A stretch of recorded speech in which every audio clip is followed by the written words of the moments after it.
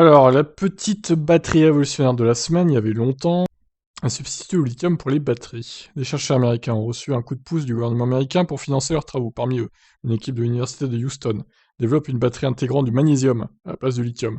Le département américain de l'énergie a débloqué pas moins de 175 millions de dollars pour soutenir la recherche et le développement concernant les technologies liées à l'énergie propre. Des projets qui concernent les véhicules électriques, l'éolien offshore ou le stockage d'énergie notamment. Parmi les divers projets ayant fait l'objet de subventions, 68 au total dans tout le pays, dans le cadre du programme ARPA-E Open 202, des chercheurs de l'université de Houston ont bénéficié d'une enveloppe de 3,4 millions de dollars pour financer leur projet de développement d'une batterie sans lithium. Le professeur Yan Yao du College Cullen of Engineering,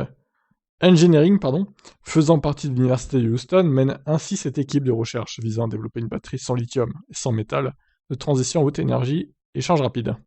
Compte tenu des pressions croissantes du marché du lithium et des métaux de transition, cette technologie alternative pourra améliorer la sécurité de la chaîne d'approvisionnement énergétique du pays, explique Yao.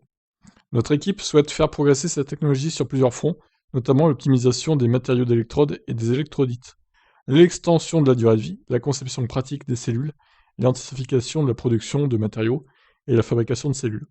De fait, la batterie développée par l'équipe du professeur Yan Yao utilise des anodes en magnésium en lieu et place du lithium, ainsi que des matériaux organiques à la place des cathodes à base de métaux de transition.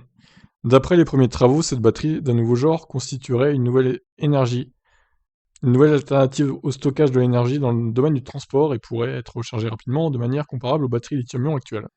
Ok. Eh ben voilà, une de plus, j'ai envie de dire, affaire à suivre. Avec toutes les batteries révolutionnaires qu'on nous promet, alors là, franchement, s'il n'y en a pas une qui perce, dans quelques années, je comprends plus. Allez, ciao ciao.